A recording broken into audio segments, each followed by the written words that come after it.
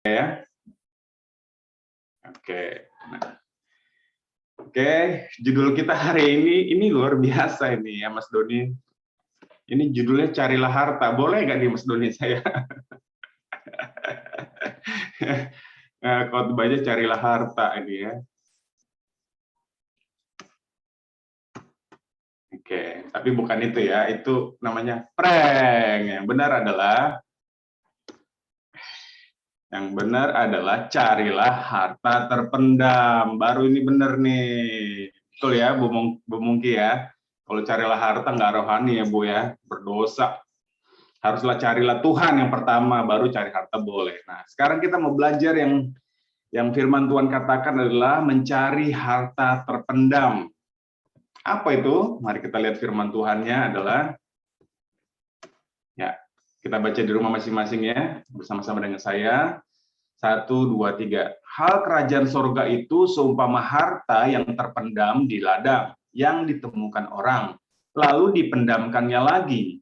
Oleh sebab sukacitanya, pergilah ia menjual seluruh miliknya, lalu membeli ladang itu. Demikian pula hal kerajaan sorga itu seumpama seorang pedagang yang mencari mutiara yang indah. Setelah ditemukannya mutiara yang sangat berharga, ia pun pergi menjual seluruh miliknya, lalu membeli mutiara itu.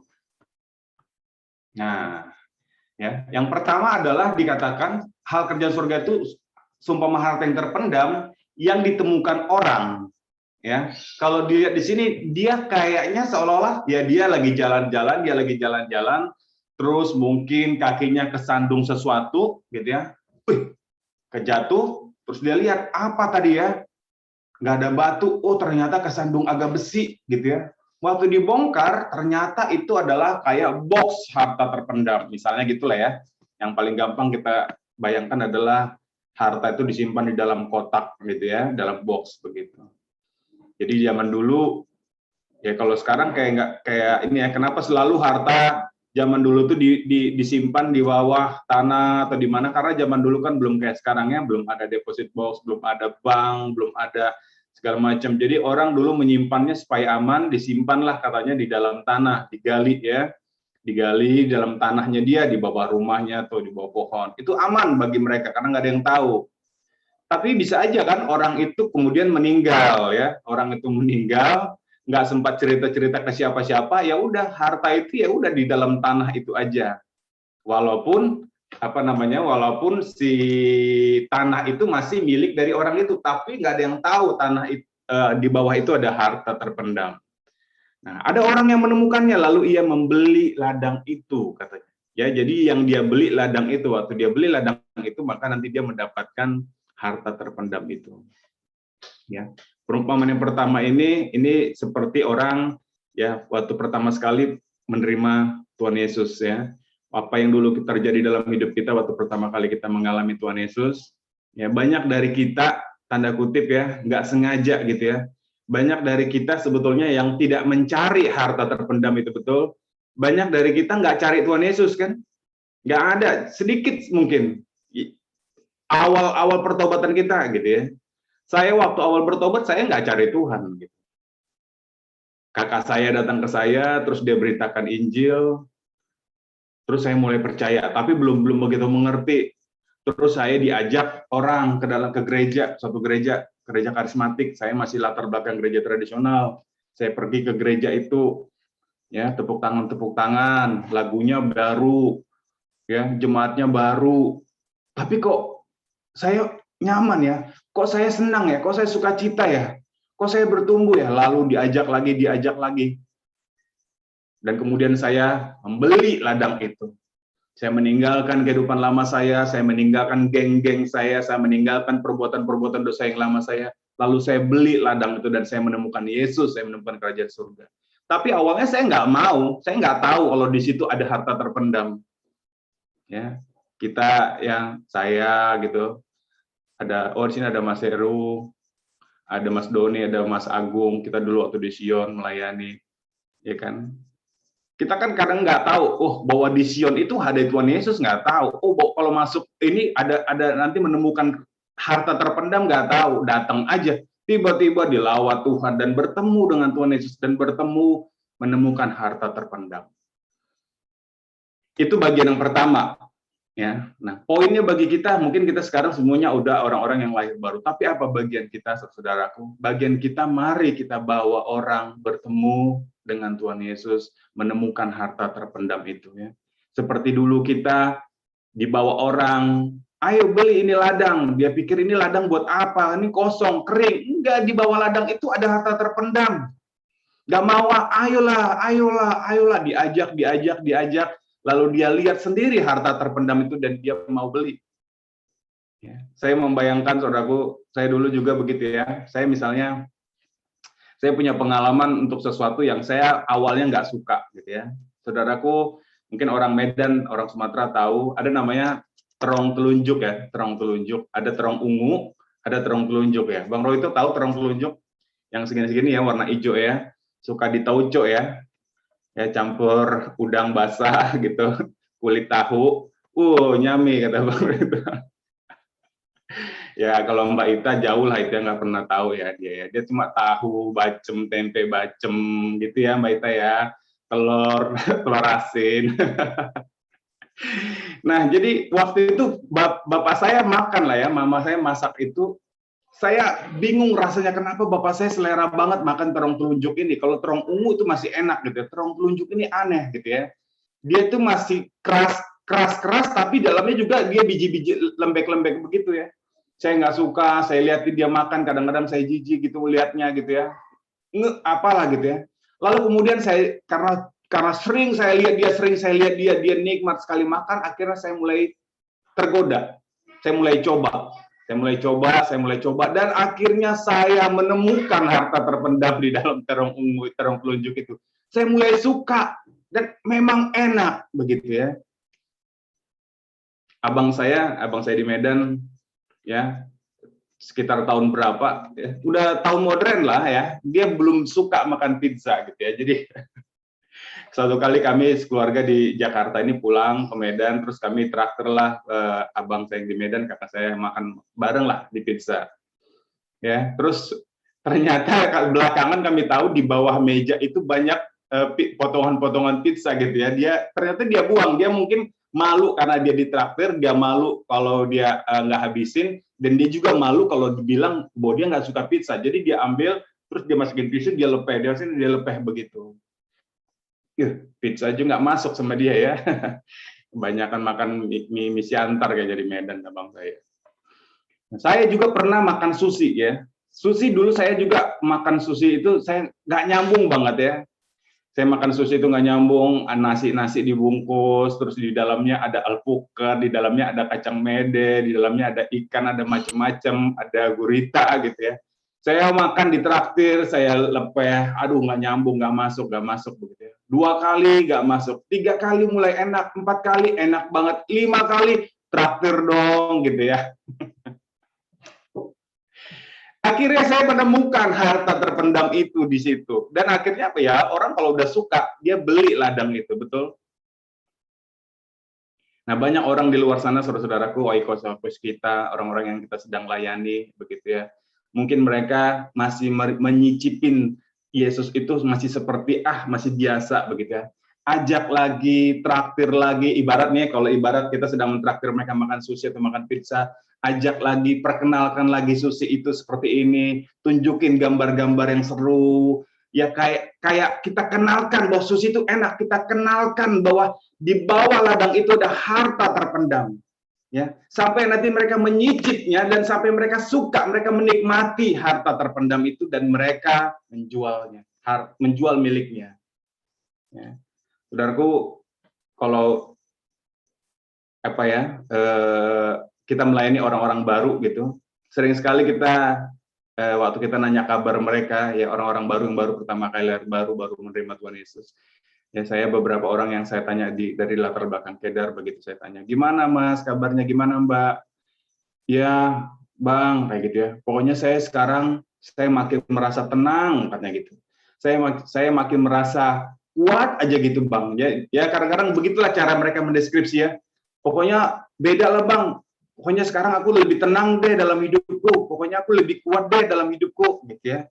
Nah sebetulnya itulah yang inner begitu kan. Sebetulnya itulah kerajaan surga itu begitu. Jadi kalau orang sudah mengalami, dia bilang, aku makin tenang dalam hidupku, aku makin kuat dalam hidupku, aku makin bisa sabar dalam hidupku, berarti orang itu sudah menemukan harta terpendam itu. Sudah menemukan Yesus, walaupun dia belum bilang Yesus baik, Yesus ini, tapi kalau dia sudah mengalami itu, ya, artinya dia sudah semakin mencicipi, semakin menikmati Yesus, semakin menikmati kerajaan surga. Amin. Mari kita bersemangat, kita kenalkan, kita bawa orang cicip lagi sampai orang itu merasakan kenikmatan yang luar biasa, yaitu kenikmatan Tuhan Yesus. Nah, yang kedua adalah dikatakan demikian pula hal kerajaan surga itu seumpama seorang pedagang. Nah, kalau yang ini yang kedua ini seorang pedagang, bukan orang biasa, bukan orang yang nggak sengaja ketemu, tapi seorang pedagang yang mencari, ya, memang dia punya maksud mencari katanya. Dia seorang pedagang dan dia sengaja mencari. Apa artinya? Nah, yang kedua ini, kalau pedagang dia sudah tahu dong seluk-beluk dari barang-barang atau produk-produk yang akan dia jual beli, betul ya? Itu seorang pedagang.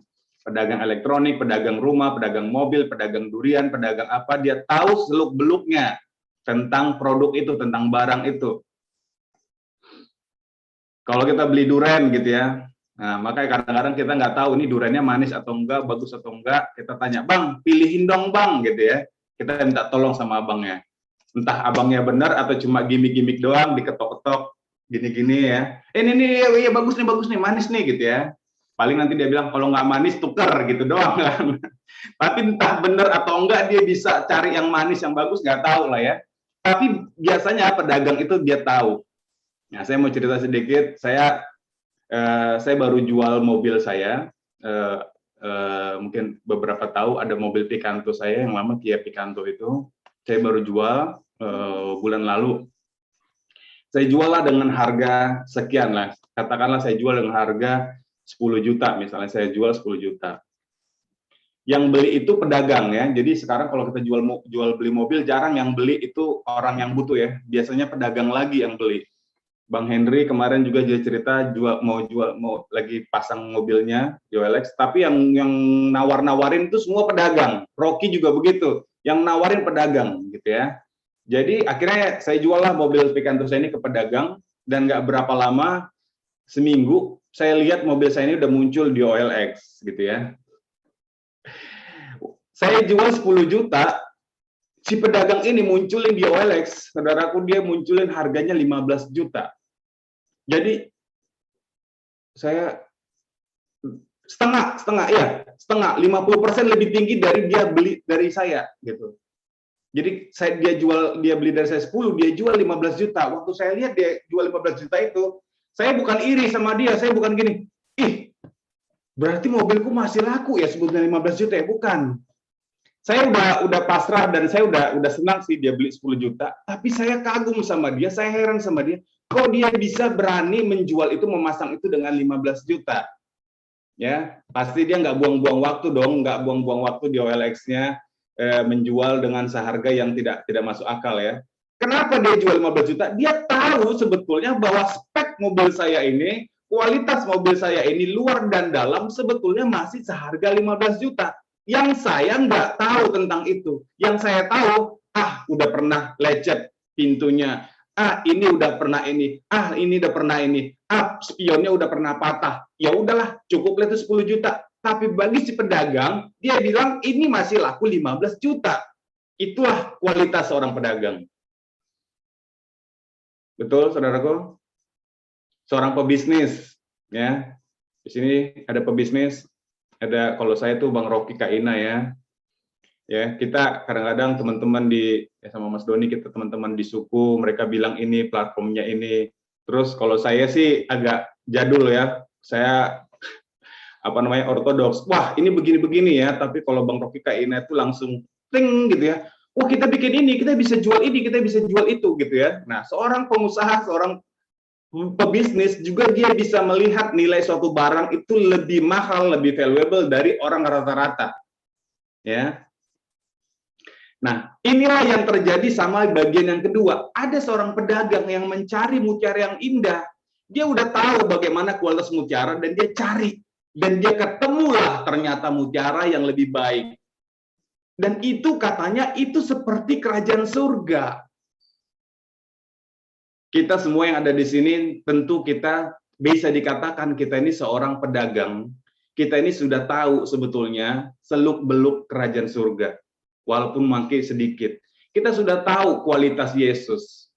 Betul? Kita sudah tahu who is Jesus. Kita sudah tahu apa itu kerajaan surga, setidaknya dari firman Tuhan yang kita baca, setidaknya dari pengalaman rohani kita, atau dari orang-orang kita dengar. Tapi mungkin yang kita tahu ya kayak tadi, saya tahu nilai Yesus cuma 10 juta. Saya tahu pengalaman saya dengan Yesus, pengalaman saya dengan kerajaan surga itu senilai 10 juta. Misalnya maksudnya apa? Ya Bang, Mas, saya udah bersyukurlah, saya udah mengalami berkat Tuhan, saya udah melayani di gereja. Oh, saya bersyukurlah, saya udah diberkati Tuhan, keluarga saya, anak-anak saya, pekerjaan saya misalnya. Oh, saya bersyukurlah, bisnis saya udah mapan sampai saat ini.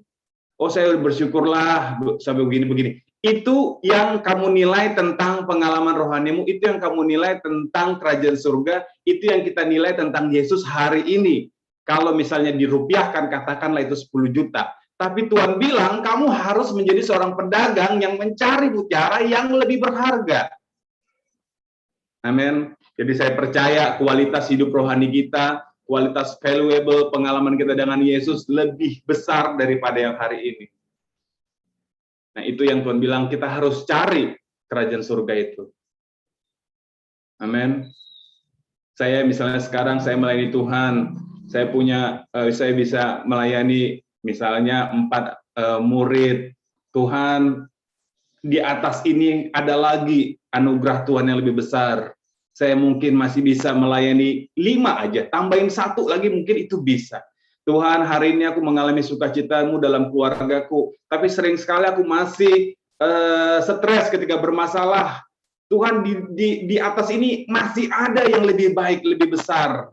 Ada mutiara yang lebih berharga lagi. Kita cari lagi. Amin. Dan itu tentunya dengan intens, dengan maksud, dengan sengaja kita mencarinya, seperti seorang pedagang tadi. Amin, Bapak Ibu. Ya, kerajaan surga itu seperti itu. Yesus itu seperti itu, selalu lebih dan lebih lagi, more and more and more. Mohon bantu Mas Doni, silakan nyanyikan lagu Don't Mind, More and More and More. Nggak bisa ya, Mas Doni ya, nggak bisa. Mas Agung yang bisa itu. Baik, oke. Terus hal berikutnya adalah, nah sekarang apa itu? Dia bilang kerajaan surga itu, kerajaan Allah itu bukanlah soal makanan dan minuman, tapi soal kebenaran, damai sejahtera, dan sukacita oleh Roh Kudus di Roma 14 ayat 17. Ya, jadi kembali lagi, tadi dia di slide pertama, carilah harta, itu salah ya, karena kerajaan Allah bukanlah tentang fisik, kerajaan Allah bukanlah tentang materi, tapi kerajaan Allah tentang kebenaran, damai sejahtera, dan sukacita oleh Roh Kudus. Nah, ini yang masih lebih banyak, lebih more and more-nya di depan kita. Kebenaran dalam hidup kita masih ada more-nya di depan. Sukacita dan damai sejahtera masih ada yang lebih berharga lagi di depan. Itu yang harus kita cari, sama seperti seorang pedagang tadi. Ya, pengertian kita akan kebenaran Tuhan, pengalaman kita untuk mengalami sukacita damai sejahtera oleh Roh Kudus bagaimana. Nah, ini katanya kan damai sejahtera dan sukacita oleh Roh Kudus ya. Ini yang sejati begitu ya. Ini yang dari Tuhan. Ya. Saudaraku, siapa di sini gitu ya, yang sukacitanya dan damai sejahteranya sedikit banyak terpengaruh oleh hal-hal materi, oleh hal-hal yang fisik. Ya, saya angkat tangan begitu ya.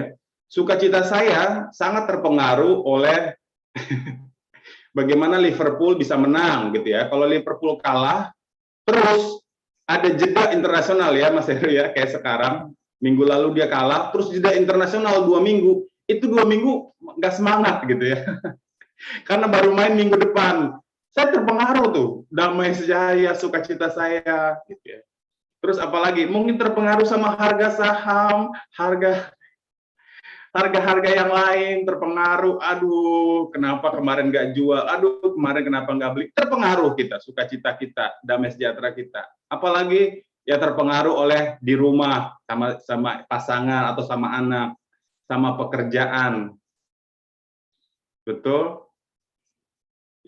Ya, ada ya yang efek-efeknya ya. Walaupun mungkin jauh di dalam hati kita, kita punya dasar ya, punya basic, punya fondasi sukacitaku oleh Tuhan, damai sejahteraku oleh Tuhan. Tapi dibangun di atasnya itu kadang-kadang yang tadi ya, harga ini, harga itu, menang ini, menang itu, faktor ini, faktor itu, begitu. Tapi yang Tuhan mau ya, kita harus bertambah-tambah itu fondasinya, gitu ya. Jadi ibaratnya kalau satu botol kita mau mengisi sukacita dan damai sejahtera kita, berapa banyak yang karena sejati oleh Roh Kudus dan berapa banyak yang diisi oleh dunia ini. Gitu. Saya di dalam pekerjaan saya ini yang masih work from home, jadi saya masih work from home udah hampir berapa ya, satu setengah tahun lebih.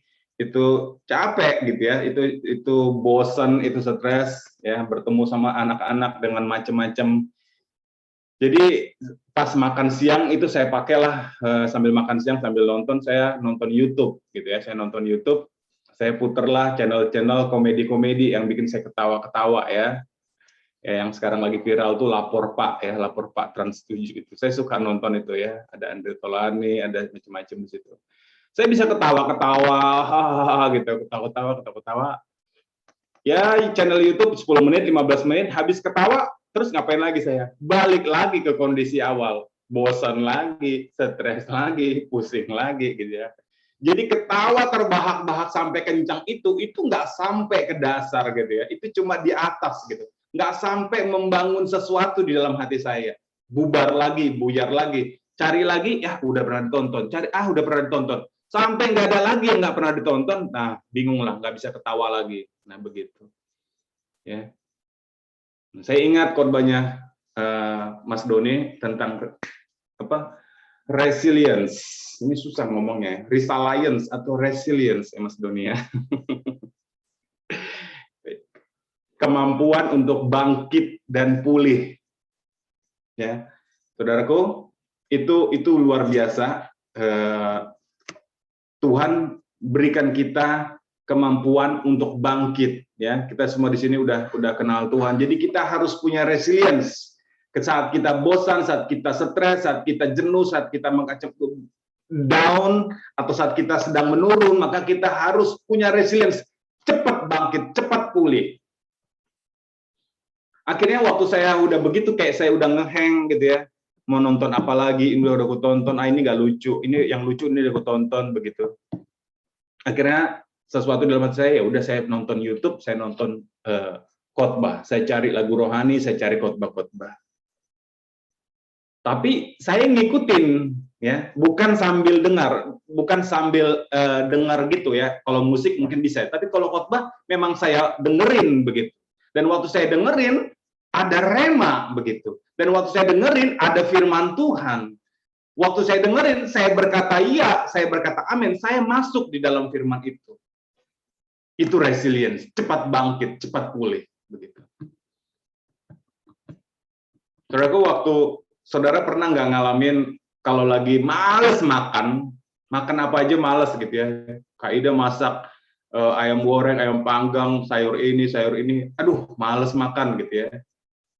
Mas Doni juga males makan. Oh enggak, kalau Mas Doni Kak Ita terbalik ya. Kak Ita yang males makan gitu ya. Mas Doni mah makan apa aja mau, Mas Doni. Telur dadar juga dia hajar gitu ya. Mbak Ita, aduh males ini Pak, ayo dong Pak gitu ya, cari yang lain gitu ya. Saudara, apa sih resilience-nya kalau lagi malas makan tuh biasanya kemana resilience-nya? Cepat bangkitnya.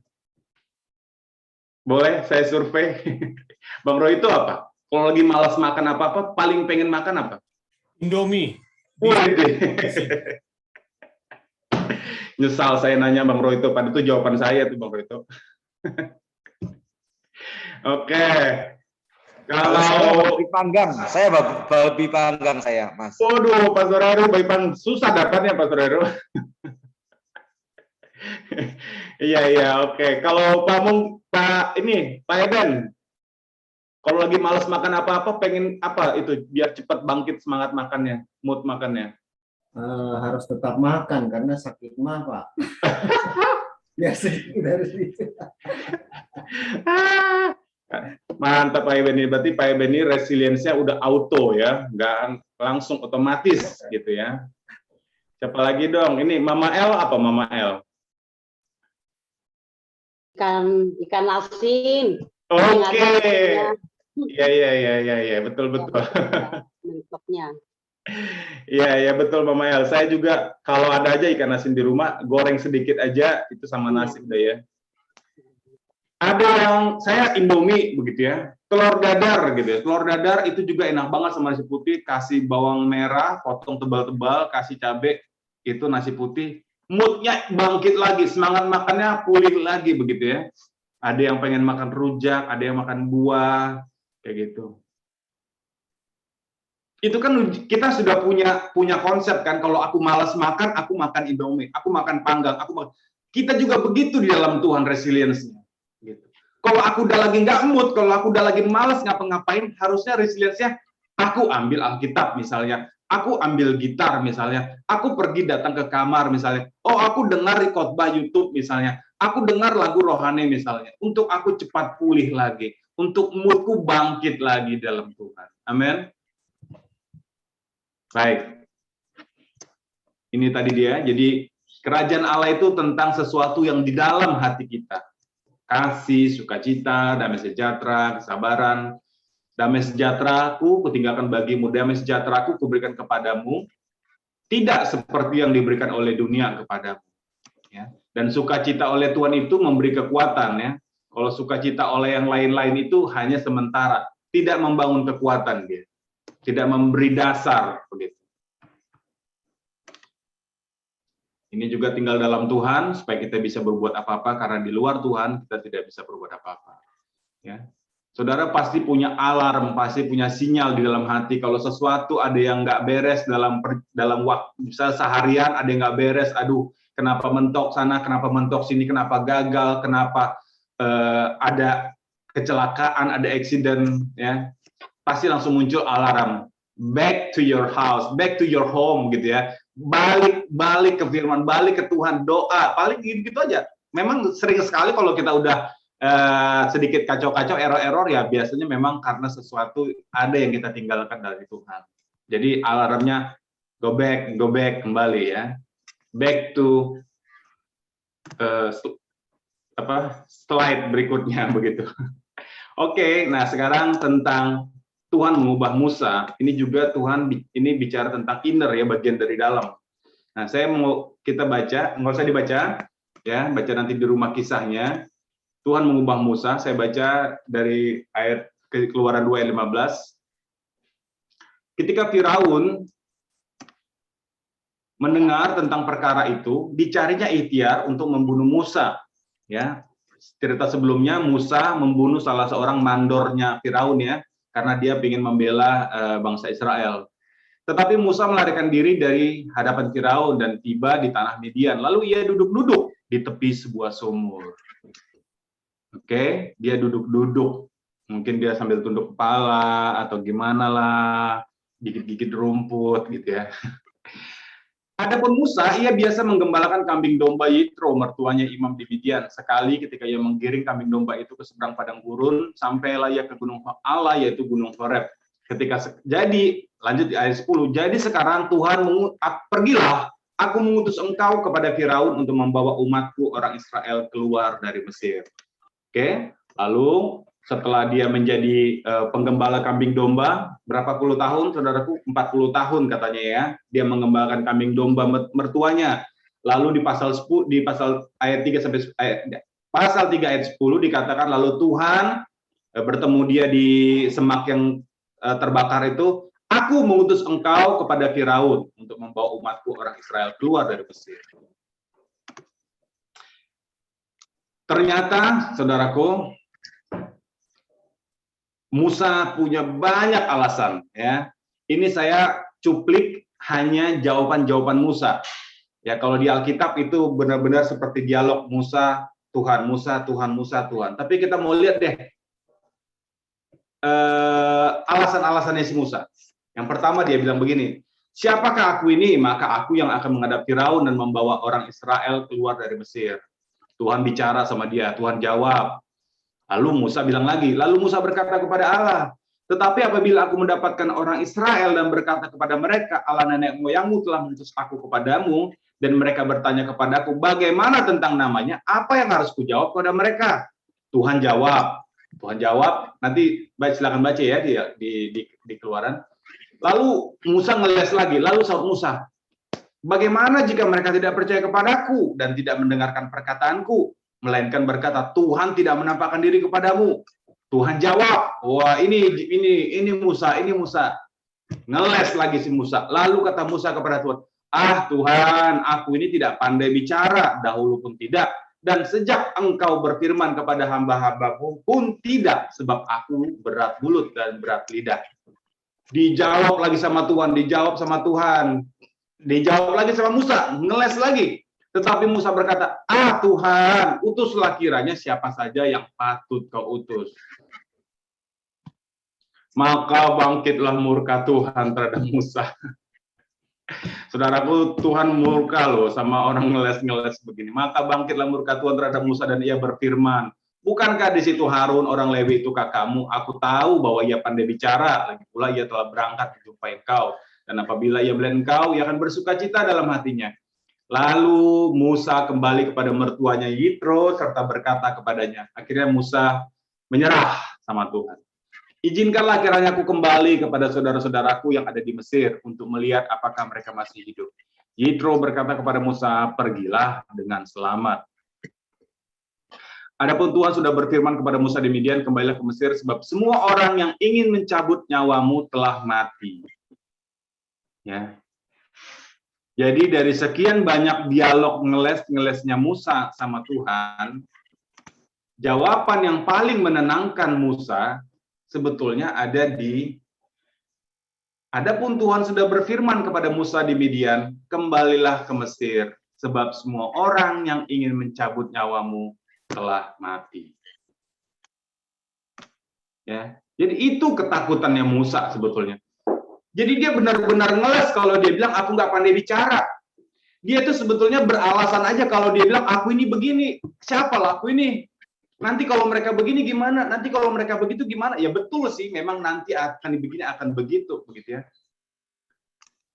Kita juga punya banyak begitu, tapi ada satu kata kunci, ada satu keberatan, ada satu alasan dominan yang disembunyikan Musa yang dia nggak sampaikan kepada Tuhan, yaitu dia takut kalau dia kan DPO, dia tuh napi, di Mesir itu dia napi.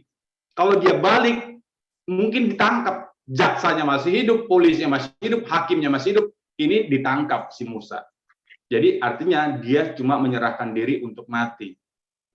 Ngapain aku ke sana, gitu ya? Dia kira Tuhan nggak tahu, dia pakai alasan macam-macam. Lalu Tuhan bilang, Musa, udah mati itu. Jaksanya udah mati, saksi-saksinya udah mati, aman, baliklah. Oh, udah mati, ya udah deh, aku pergi. Gitu.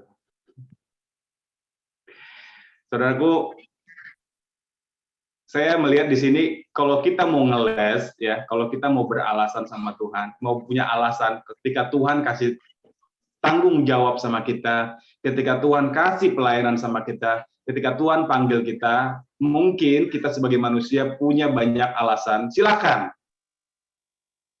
Bisa jadi kita sama kayak Musa, bisa jadi kita punya banyak alasan. Tapi datanglah kepada Tuhan. Saya ngelihatnya begitu, saudaraku. Tuhan itu the great counselor gitu ya. Dia mengkonselingnya bagus banget sih Tuhan ini. Memang ya dia Tuhan begitu ya. Dia Bapa, dia great counselor. Jadi semua kekeluhan-keluhan ngeles-ngelesnya Musa dijawab sampai Tuhan tahu akarnya adalah kamu takut mati kan Musa. Masalahnya kalau kita bicara kayak gini sama pembimbing, sama Pastor Heru. Pastor, siapa laku ini? Gitu ya. Aku cuma emak-emak misalnya. Pastor, siapa laku ini? Aku cuma begini. Tiba-tiba Pastor Heru berbelas kasihan. Iya juga ya, gitu ya. Ya deh, gak apa-apalah. Aku cari yang lain. Kita kasih yang lain aja sama yang ini. nggak jadi panggilannya, ya, karena pembimbing manusia biasa, begitu ya. Mereka terbatas saat mereka mengkonseling kita, mereka terbatas, mereka tergantung kadang-kadang perasaan mereka terbatas dalam pikiran, mereka terbatas dalam hikmat. Walaupun ya Tuhan bisa pakai mereka ya, Pastor Heru sering cerita ketika dia mengkonseling orang sesuatu yang dia nggak duga-duga ya Pastor Heru ya, tiba-tiba Tuhan kasih hikmat, teng begitu. Langsung itu ada sesuatu yang terbuka begitu ya, terkuak begitu. Ya. Tapi jauh lebih aman, jauh lebih safe, jauh lebih secure, jauh lebih menjanjikan ketika kita konselingnya sama Tuhan. Sampaikanlah sebetulnya keluhan paling dalamnya apa sih nggak mau melayani, keluhan paling dalamnya apa sih nggak mau mengikuti panggilan Tuhan. Takut mati kah, takut miskin kah, takut inikah, apa sebetulnya. Ya, Jemaat Tuhan, mari kita begitu sama Tuhan. Jadi Tuhan bisa mengkonseling hati kita. Nanti dia bilang, enggak lah, jangan takutlah. Begitu. Bisa juga kita bicara sama pembimbing, tapi boleh kita berbicara sama Tuhan. Nah, saudara masih ingat waktu kita ibadah Vision Day, Pastor Henry bilang Musa ini ada di kuadran keberapa? Di dalam mengukur skala kesiapan kita untuk melakukan misi. Kuadran 3. Ya.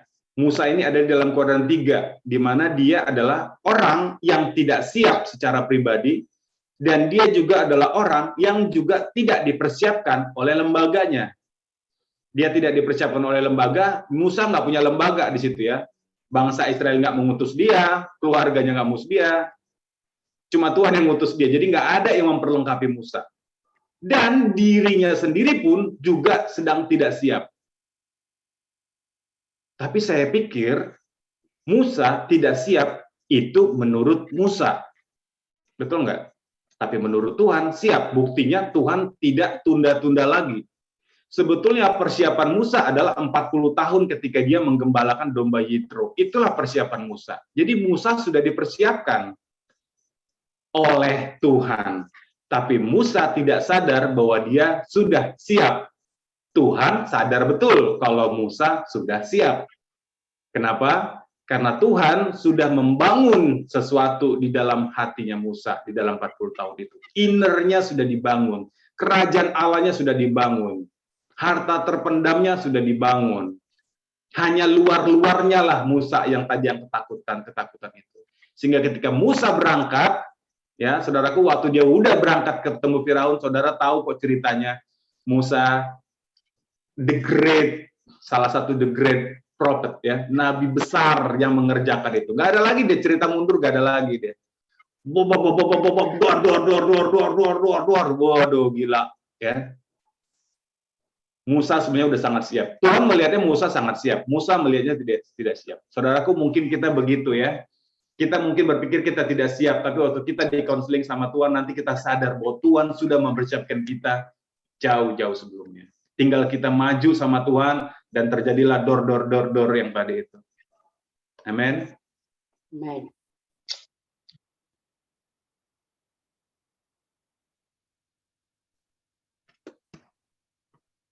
Bagian terakhir. Ya, saudaraku, saya ada satu lagu, kita angkat pujian ya, biar agak-agak kayak GBI kita.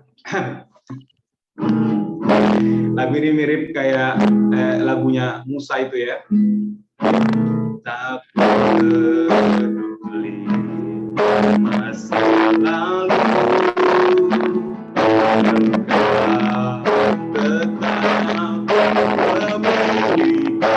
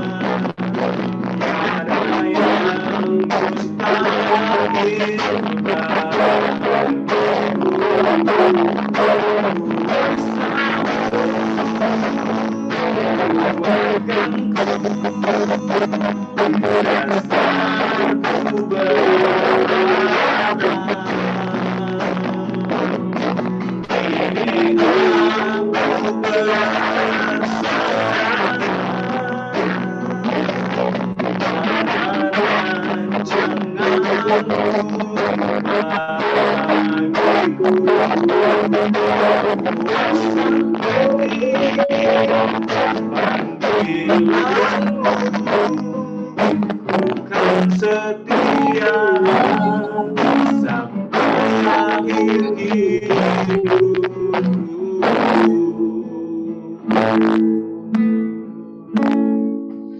Amin. Mari kita bersatu dalam doa. Terima kasih Bapa. Kami mengucap syukur karena Engkau Bapa yang baik. Engkau sudah punya rancangan dalam tangan-Mu tentang hidup kami, Tuhan. Pagi hari ini apa yang sudah kami pelajari dari firman-Mu, supaya kami membawa banyak orang kepadamu, Tuhan. Mengenalkan Engkau kepada mereka.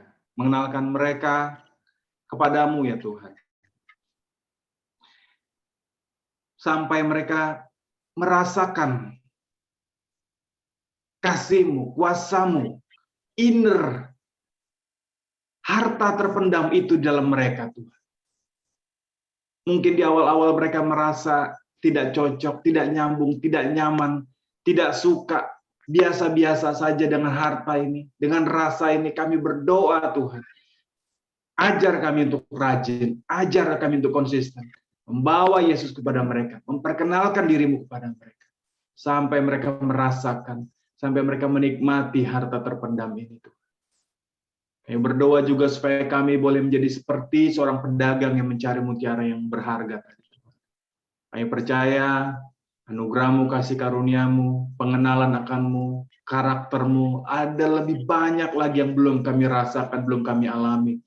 Firman-Mu berkata bahwa Engkau menyimpan harta yang betapa hebatnya, betapa tinggi, betapa dalamnya harta terpendam itu yang Kau sediakan bagi kami. Kami berdoa supaya kami menerimanya, supaya kami mengalaminya dalam hari-hari kami, Tuhan. Kami berdoa supaya kami dipakai, Tuhan. Mungkin kami merasa diri kami tidak siap, karena kami melihat yang terluar. Tapi Tuhan mengerjakan bagian dalam dari hidup kami. Tuhan mengerjakan kebenaran, Tuhan mengerjakan sukacita, Tuhan mengerjakan damai sejahtera oleh Roh Kudus di dalam hati kami.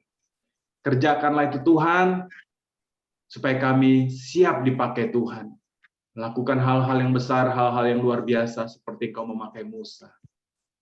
Urapi hamba-hamba-Mu Tuhan, urapi kami jemaat-Mu yang di Cikarang, supaya kami melakukan panggilan kami, mengerjakan tugas kami, di tengah-tengah oikos kami di Cikarang dan di tempat kami berada. Buat Mas Doni Kaita yang ada juga di Balikpapan, dan semua kami Tuhan. Terima kasih Bapa yang baik. Roh Kudus tuntun kami untuk melakukan firman-Mu. Di dalam nama Tuhan Yesus, kami sudah berdoa, kami mengucap syukur. Sama-sama kita katakan amin. Amin. Puji Tuhan, terima kasih.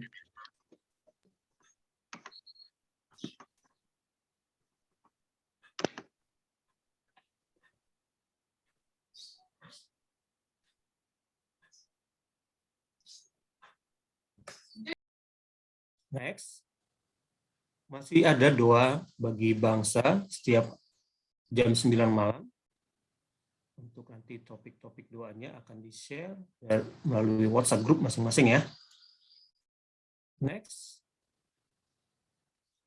Minggu ini, hari Rabu, tanggal 18 November, kita akan ada worship moment via online maupun onsite. Onsite melalui sekre ya, jam 7 malam. Diharapkan kita semua jemaat bisa ikut berpartisipasi dalam worship moment ini. Next-nya, untuk persembahan, itu bisa ditransfer melalui BCA, nomor rekening tertera ya, dan juga bisa lewat OVO, untuk perpuluhan senama Kaida, BCA Kaida, dan untuk misi, untuk nomor rekening yang berbeda dari Mbak Ita. Mungkin saya berikan waktu 1 menit buat kita bisa memberikan persembahan melalui nomor-nomor yang tertera di layar kita masing-masing. Silakan Bapak Ibu.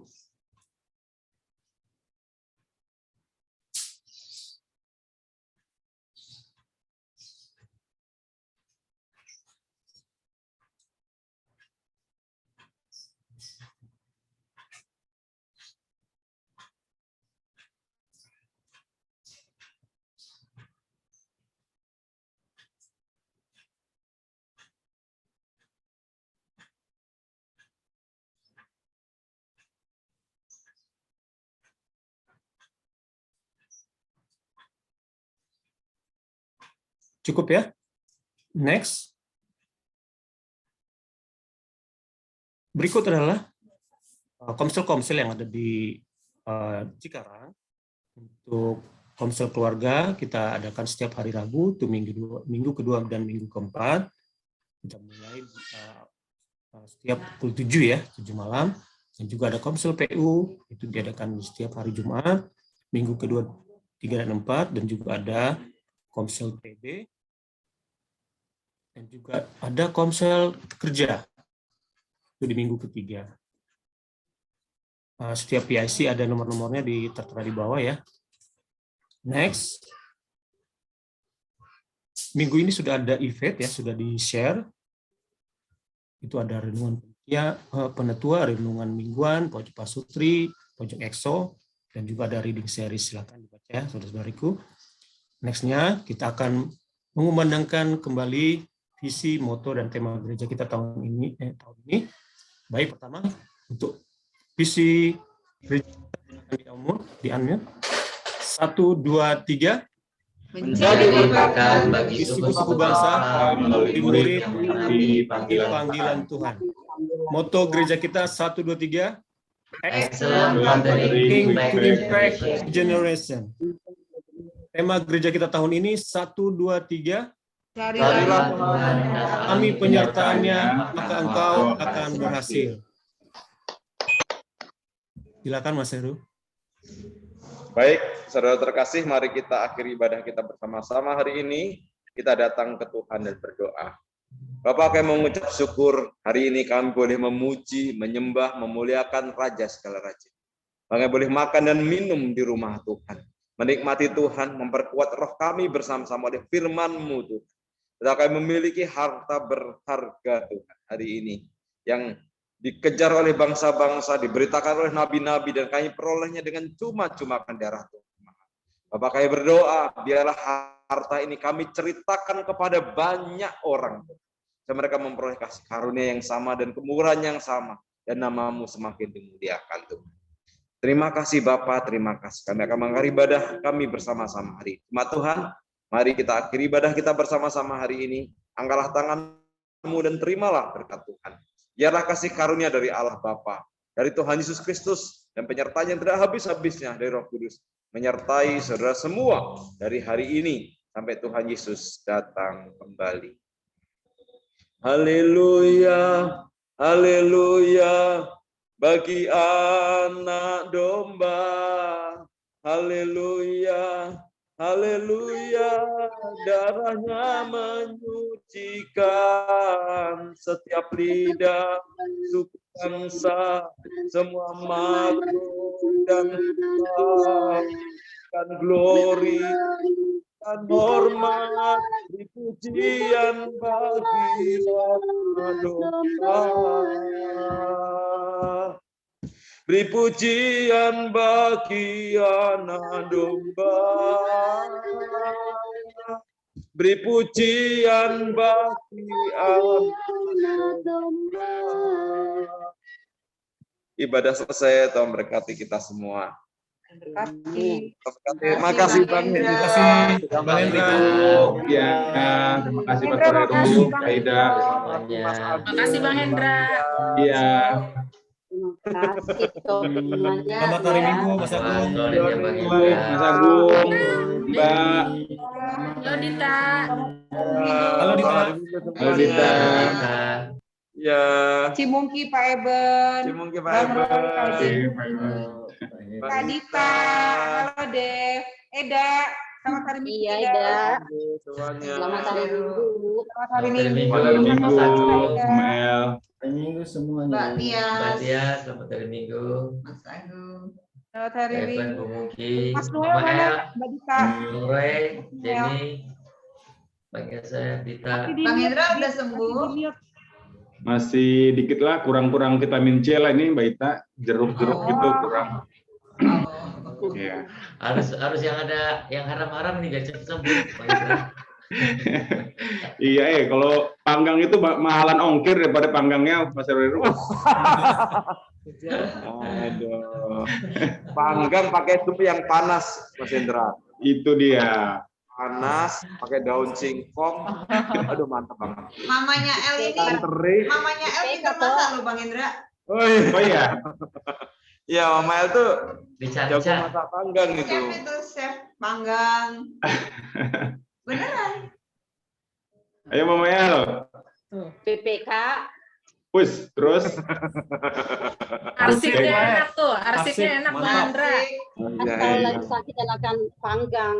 Terus enak panggang, betul, betul. Panggang itu berkeringat langsung sembuh ya. Nah. Sherlock Bang Hendra, Sherlock. Pengen ini bayangin kayaknya. Iya nih, aduh. Asal Kangen yang- Mama El nih. Iya. Asal yang magang jangan anak-anak EXO ya, Mama. Sudah basi nanti ente di sana. Pernah Iya, ada Mel. anak EXO manggang B2 di rumah. Di sekre itu kan. Di luarnya hangus, di dalamnya mentah. Ya. Apinya kegedean Mas Heru itu. Api dia bakarnya itu. Apinya kegedean. Ya, apinya gedean itu. Dagingnya ketebalan juga kali ya. Ya, tipis. Betul. Akhirnya kami masukkan ke itu lagi apa namanya? Happy Call itu loh. Happy Call baru matang. Kalau pikul juga harus pelan apinya, jangan terlalu Oh, kencang. betul. Lari-lari berapa tuh Mama El? Ini jagoan banget ya, Mak. Lari 20 aja ya. Apinya ya, jangan terlalu kencang apinya. Iya, jangan terlalu kencang. Mengalah, jangan terlalu gede. Jangan api. Cooking class Ini gitu. dulu owner of Lapo Bang Hendra. Oh iya? Iya beneran di Cibarusa Oh, sip. dulu. B1-nya enak juga Bang Hendra. Aduh, nggak boleh Ada aku. nih. Lagi Nggak masak boleh. besar ini. Aduh. Itu perintah ke-12 itu. Lewati 2 ya, toh ya. Biasanya 10, ini 12 ya. Iya. B1 Pak Eben bisa masak juga ya Pak Eben. Menado ya Pak Eben. Bisa berarti, Mak. Kalau saya nggak Hilangnya Bu. banyakin ini kemangi. Kalau Manado kan gitu enak. Kalau dicari-cari B1. Oh. Tambah lapar tuh Bang Hendra tuh. Kumpul. Ayo Bang ke Cikarang Bang. Terus ada lagi pete kan, aduh. Aduh, pete. Mas Joni pengen balik ke Solo segera ini kalau Ini lidah perlu dikalibrasi Mas, sudah nggak jelas semua rasanya nih Bang, Mas. Mana Mas Doni, Balikpapan bakso aja ya? Bakso mie ayam ya? Ikan mulu di sini Bang. Ikan mulu. Makanya yang daging-daging kurang ini. Sehat dong, Pak. Kan melulu. Aduh. Tunggu undangan aja Bang Hendra. Siap. Manado ada. Kalian keren banget ini Pinky berdua. Iya. Habis anniversary. Habis anniversary ya. Oke deh. Oke deh. Kita duluan ya. Ya. Ya, selamat minggu. Ya, Baik, ya, Bang ya. Hendra. Terima kasih Bang Oke, Hendra. Ya. Untuk Ciklori Bang Hendra. Ya. Bang Brian. Ya. Iya. Oh.